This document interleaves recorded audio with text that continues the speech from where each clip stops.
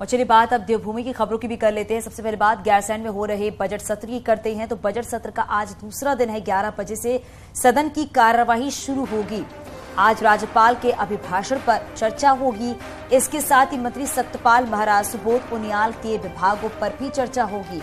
सिंचाई, पीडब्ल्यूडी, पर्यटन, वन से जुड़े सवाल भी आएंगे। वहीं विपक्ष नकल अध्यादेश, लाठीचार्ज मामले में काम रोको प्रस्ताव लाएगा। इसके साथ ही उत्तराखंड नकल विरोधी अध्यादेश भी होगा, टेबल होगा और सरकार विजिलर के जरिए ही नकल विरोधी कानून को पहले ही मंजूरी दे चुकी है।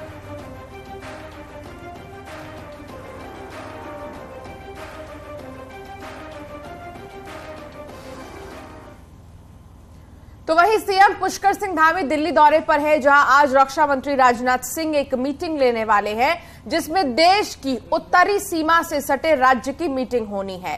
देश की उत्तरी सीमा पर डेवलपमेंट को लेकर मीटिंग होनी है। इस मीटिंग में सीएम धामी भी शामिल होंगे। सीएम धामी अब बुधवार को वापस गैरसैंण लौटेंगे। तो आज की जो ये मीटिंग है राजनाथ सिंह की तरफ से आयोजित की जा रही है और इस मीटिंग में पुष्कर सिंह धामी भी मौजूद रहेंगे। जो उत्तरी सीमा है, इसके साथ ही उत्तरी सीमा से सटे जितने भी राज्य हैं उनको लेकर ये बैठक होनी है। पुष्कर सिंह धामी भी इस बैठक में मौजूद रहेंगे। सबसे बड़ा मुद्दा सुरक्षा का है और सुरक्षा को लेकर तमाम जो रणनीति है वो इसमें बनाई जाएगी। सुनील नवप्रभात जुड़ गए हैं हमारे संवाददाता हमारे साथ। सुनील, क्या जानकारी आपके पास? आज की जो ये मीटिंग है उत्तरी सीमाओं को लेकर वो कितनी खास है?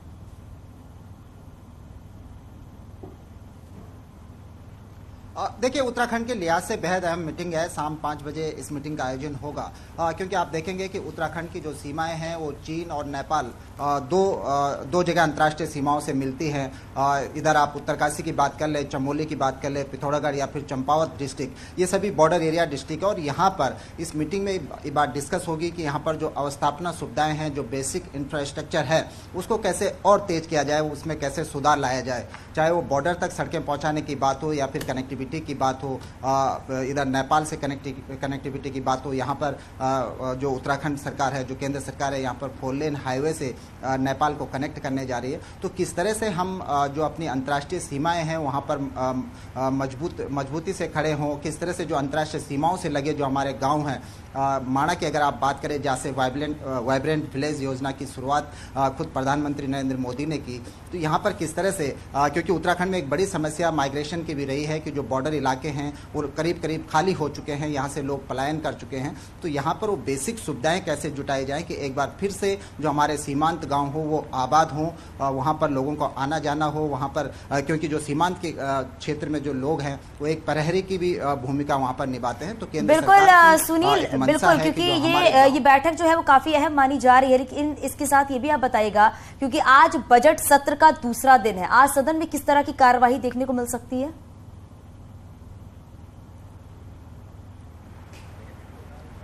देखिए, बजट सेशन के आज के दिन प्रश्नकाल भी होगा, जिसमें मंत्री सुबोध उनियाल और सतपाल महाराज के जो विभाग हैं, इनके पास सिंचाई है, पर्यटन है, पीडब्ल्यूडी है और फॉरेस्ट डिपार्टमेंट है, जो कि महत्वपूर्ण विभाग हैं। चारों के चारों आम आदमी से सीधा कनेक्ट होते हैं। इनसे जुड़े हुए सवाल आज सदन में पूछे जा सकते हैं। तो विपक्ष का रुख भी आज काफ़ी तीखा रहने वाला है, खासकर नकल विरोधी अध्यादेश, बेरोजगारी और लाठीचार्ज का जो मामला है उस पर विपक्ष काम रोको प्रस्ताव ला सकता है। विपक्ष का कहना है कि इस पर चर्चाएं की जाए, तमाम उसकी शंकाएं हैं। इसको लेकर आज सदन में अवरोध की स्थिति पैदा हो सकती है। इसके साथ साथ जो महत्वपूर्ण है वो नकल विरोधी अध्यादेश है, जिसको सरकार विचलन के जरिए पहले ही मंजूरी दे चुकी है और राज्य में इम्प्लीमेंट भी हो चुका है। लेकिन चूंकि इसके विचलन के जरिए इसको मंजूरी मिली थी, 6 महीने तक इसकी वैलिडिटी होती है, इसके पहले आपको इसको सदन में लाना होता है। तो आज के सेशन में जो नकल विरोधी अध्यादेश है वो भी टेबल किया जाएगा और इस पर आज चर्चा भी हो सकती है। और आज अगर इसको सदन की मंजूरी मिलती है तो ये विधिवत रूप से आज कानून का रूप ले लेगा। एक बड़ी उपलब्धि उत्तराखंड के पास होगी कि वो उन राज्यों में शुमार है जहां एक ठोस नकल विरोधी कानून अस्तित्व में आ जाएगा। सुनील, ग्रीष्मकालीन राजधानी गैरसैंण में ही बजट सत्र का आयोजन हो रहा है, लेकिन गैरसैंण को लेकर क्या विपक्ष कोई बातें उठा सकता है आज सदन में?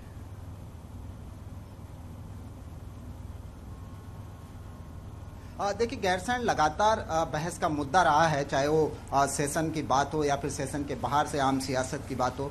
लगातार यहाँ पर ये बात उठती रही है। गैरसैंण को लेकर इस बार के सेशन में लोगों की उम्मीद है कि सरकार कुछ महत्वपूर्ण घोषणा कर सकती है इस बजट सत्र में। आप याद कीजिए 2020 का वो बजट सेशन जब गैरसैंण को अचानक से समर कैपिटल घोषित कर दिया गया था, विपक्ष को कानों कान हवा तक नहीं लगी थी। ठीक ऐसी ही कुछ उम्मीद इस बजट सेशन में भी की जा रही है कि मुख्यमंत्री पुष्कर सिंह धामी गैरसैंण को कोई बड़ी सौगात इस बजट सेशन से दे सकते हैं। जहां तक विपक्ष की बात करें तो विपक्ष लगातार ये बात कहता रहा है कि इसको अस्थायी राजधानी घोषित किया जाए, लेकिन आप देखेंगे कि जब जब जो सरकारें सत्ता में आई वो इस तरह की बातें जी। चलिए, बहुत शुक्रिया सुनील तमाम जानकारी साझा करने के लिए। तो कुमाऊं में बड़े पैमाने पर जमीनों को कब्जाने की एक सोची समझी रणनीति अपनाई जा रही है। विशेषकर कि वन विभाग और अन्य तरह की सरकारी जमीन पर कब्जा किया जा रहा है। तराई भाबर के जंगलों में कई अवैध मजारें बनाई गई हैं। वहीं वन विभाग अवैध मजारों को चिन्हित करने में जुट गया है। वहीं सभी सरकारी विभाग पर अलर्ट भी है और मजारों पर कार्रवाई की तैयारी भी है। कल देहरादून में भी प्रशासन ने अवैध मजारों पर कार्रवाई की थी। हमारे सहयोगी शैलेंद्र हमारे साथ हल्द्वानी से जुड़ गए हैं। शैलेंद्र, क्या जानकारी मिल पा रही है, क्योंकि देखा ये जा रहा है कल जिस तरीके से मजारों को चिन्हित किया गया है और उनको ध्वस्तीकरण किया जा रहा है, आज किस तरह की जानकारी मिल पा रही है आपको? क्योंकि आज भी यही कहा जा रहा है कि मजारों को चिन्हित किया जा रहा है जो अवैध रूप से बनाए गए हैं।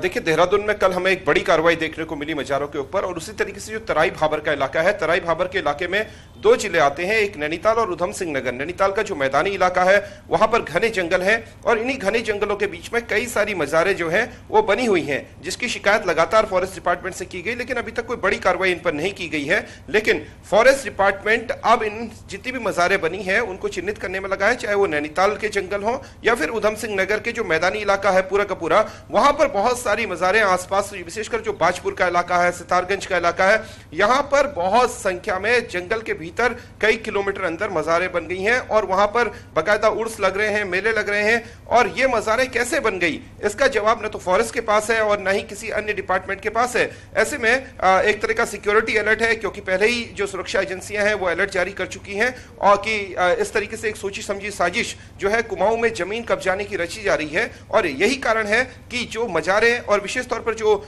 ये अवैध धार्मिक स्थल सरकारी जमीनों में बनाए गए हैं उन सबको चिन्हित किया गया है। बिल्कुल शैलेंद्र, क्योंकि देखा जा रहा है कि जो अवैध रूप से बनाई गई है मजारें उनको चिन्हित किया जा रहा है, सरकारी जमीन पर जो कब्जा किया गया है उसे भी कब्जा मुक्त कराया जा रहा है। बहुत शुक्रिया इस पूरी जानकारी के लिए। आगे बढ़ेंगे। काशीपुर में सोमवार शाम एंटी ह्यूमन ट्रैफिकिंग यूनिट ने टांडा उज्जैन पुलिस चौकी क्षेत्र में एक घर में चल रहे सेक्स रैकेट पर छापेमारी की है।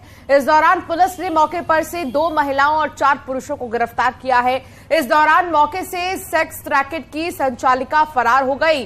पकड़े गए सभी अभियुक्तों के खिलाफ काशीपुर कोतवाल में मुकदमा दर्ज कर दिया गया है।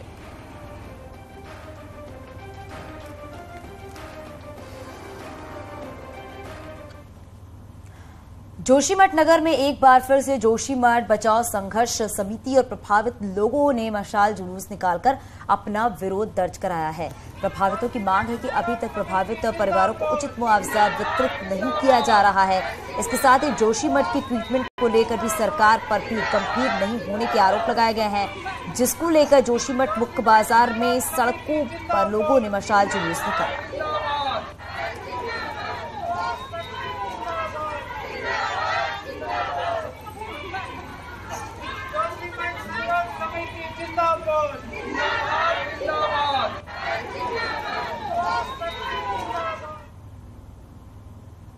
तो वहीं उत्तरकाशी में रामचंद्र उनियाल राजकीय स्नातकोत्तर महाविद्यालय बीएड के छात्र विद्यालय परिसर में अनिश्चितकालीन धरने पर बैठे हुए हैं।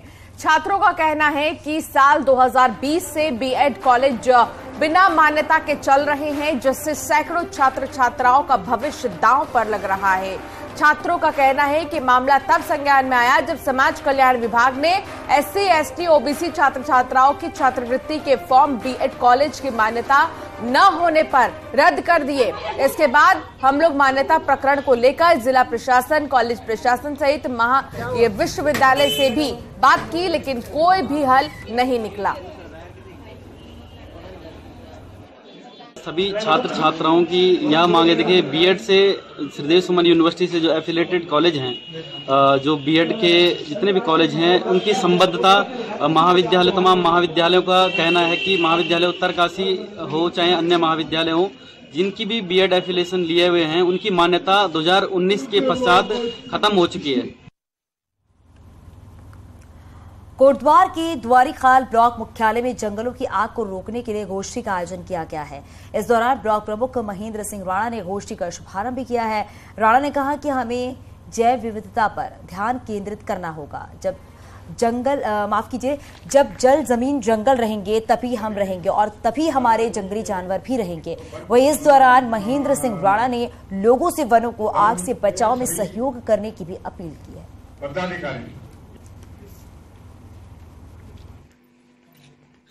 और अभी गर्मी का सीजन आ गया है, जब बारिश भी नहीं हो रही है, तो आग जिस तरह से आग में हम रोकथाम करें और वनों को बचा पाएं, उसी के बारे में आज विचार विमर्श हुआ। और हमारे वन पंचायत के जो सरपंच लोग आए थे, उन सभी से वार्ता हुई और किस तरह से हम अपने वनों को बचा सकें। गंगा की स्वच्छता के संदेश को लेकर कई राज्यों से मशाल मैराथन उत्तरकाशी पहुंची है। तो वहीं इस मैराथन दौड़ का उद्देश्य गंगा की स्वच्छता के प्रति लोगों को जागरूक करना है। ये यात्रा गंगोत्री से शुरू होकर कई पड़ाव से होते हुए 2 अप्रैल को पटना में समाप्त होगी। इस यात्रा में देश के विभिन्न राज्यों से आए 40 एथलीट शामिल हुए हैं।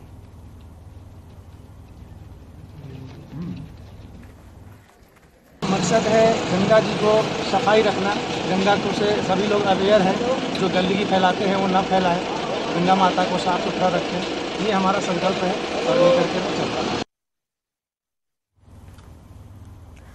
आपने देवभूमि के अनेकों चमत्कारों मंदिरों के बारे में सुना होगा, जहां एक बड़ी संख्या में देश विदेश से लोग पहुंचते हैं। लेकिन उत्तराखंड के गांव में कई ऐसी मंदिर भी हैं जिनके चमत्कार की कोई चर्चा नहीं है, लेकिन लोगों के बीच इनको लेकर अनोखी मान्यता है। आप ये रिपोर्ट देखिए।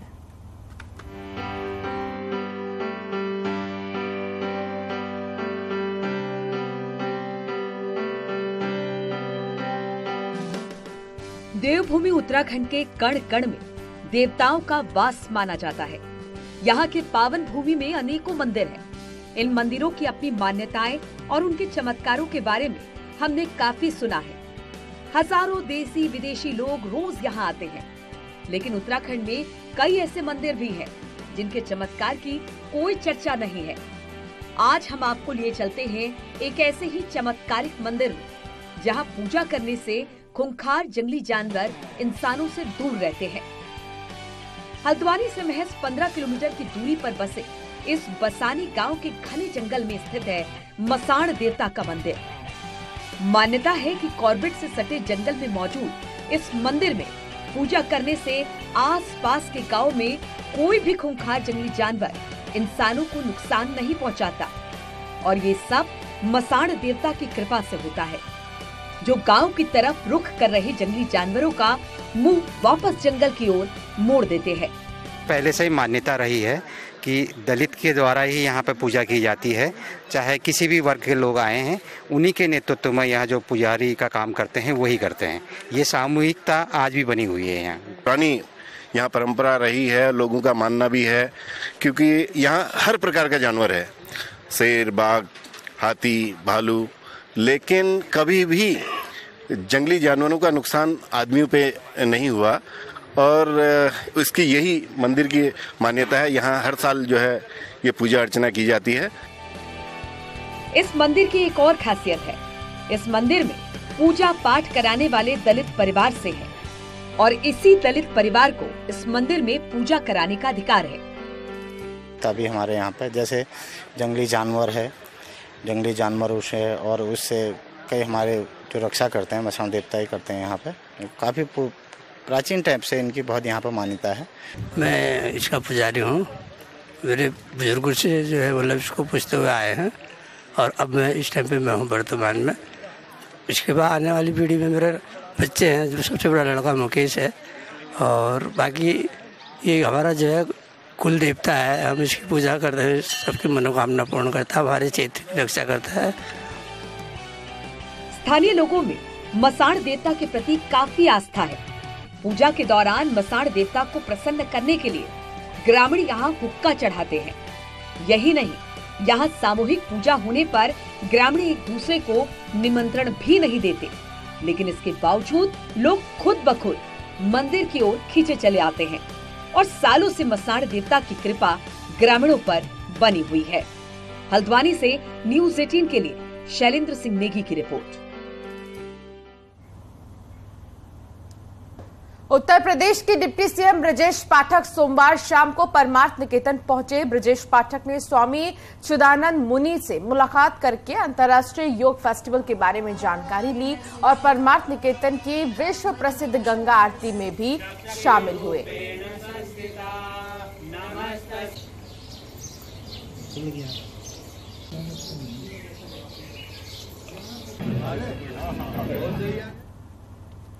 अल्मोड़ा जिले में कई जंगल मार्च महीने में ही जलकर खाक हो गए हैं।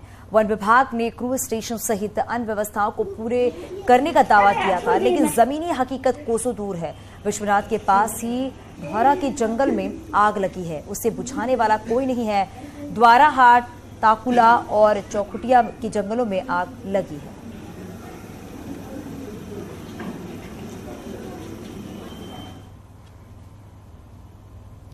पहाड़ों में एक बार फिर से मौसम बदल गया है। अचानक मौसम बदलने से कड़ाके की ठंड भी शुरू हो गई है।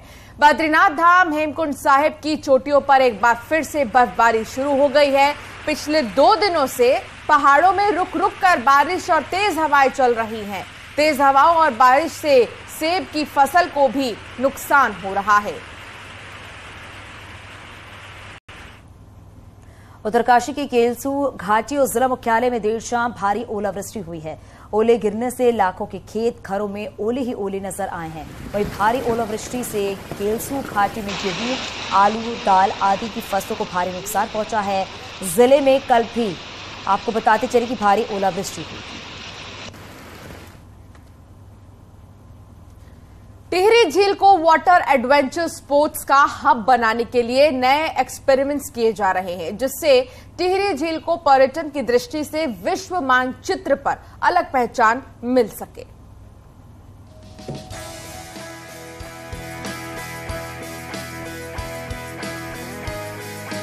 लहरों पर रोमांच के सफर का एहसास करने के लिए पर्यटक दूर दराज से टिहरी झील का दीदार करने पहुंचते हैं और पहाड़ों के बीच इतनी बड़ी झील में बोटिंग के साथ वाटर स्पोर्ट्स एक्टिविटी का मजा लेते हैं। इस समय झील में speed boating ride, high speed ride, jet ski संचालित हो रही है। वहीं अब झील में शिकारा, हाउस बोट और क्रूज उतारने की तैयारी की जा रही है।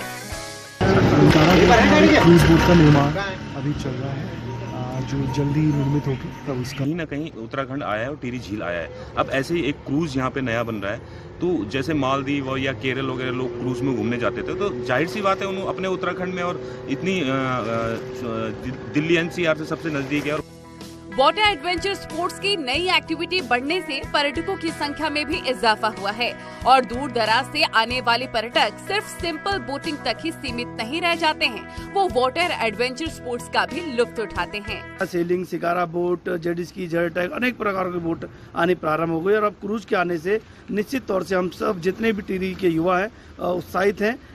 झील में शिकारा, हाउस बोट और क्रूज उतरने से पर्यटन को और बढ़ावा मिलेगा और टिहरी झील को अंतर्राष्ट्रीय स्तर पर पहचान मिलेगी। टिहरी से न्यूज़ 18 के लिए सौरभ सिंह की रिपोर्ट।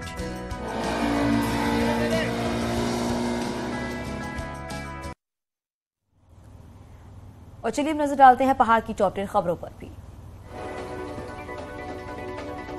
रामनगर पुलिस ने एक युवक को करीब 5.5 किलो चरस के साथ किया गिरफ्तार। आरोपी शाहरुख पहले भी नशीले पदार्थों की तस्करी में जेल जा चुका है। बागेश्वर जिला अस्पताल में काला फीता बांधकर संविदा कर्मचारियों ने विरोध प्रदर्शन किया। 15 मार्च को सेवाएं समाप्त होने जा रही हैं। अल्मोड़ा में मौसम बदलते ही अस्पतालों में मरीजों की संख्या तेजी से बढ़ी। अस्पताल समेत प्राथमिक स्वास्थ्य केंद्रों में वायरल मरीजों की भीड़ बढ़ी। टिहरी जिले में बढ़ते वायरल के मरीजों की संख्या, इन्फ्लुएंजा वायरस के संक्रमण को लेकर स्वास्थ्य विभाग भी अलर्ट हो गया। काशीपुर पुलिस ने 3 मोबाइल चोरों को किया गिरफ्तार, मोबाइल भी बरामद किए गए। रुड़की के लक्सर इलाके में अकबरपुर गांव में एक लड़के ने प्राइमरी स्कूल में खुदकुशी कर ली। स्कूल में पेड़ से लटका मिला शव। हरिद्वार में यूपी के डिप्टी सीएम ब्रजेश पाठक ने कहा कि प्रदेश में इन्फ्लुएंजा की स्थिति नियंत्रण में है, फिलहाल अभी संख्या कम। बागेश्वर में सोमवार को जनता दरबार आयोजित किया गया। बहुत जल्द समस्याओं का निस्तारण भी किया जाएगा। रुड़की में रिक्शा का रूट निर्धारण नहीं होने से जाम से लोग परेशान। नए रूट को लेकर चर्चा तेज। बागेश्वर में आगामी बोर्ड परीक्षाओं की तैयारी को लेकर डीएम अनुराधा पाल ने की एक समीक्षा बैठक, साथ ही तैयारियों का भी लिया जायजा।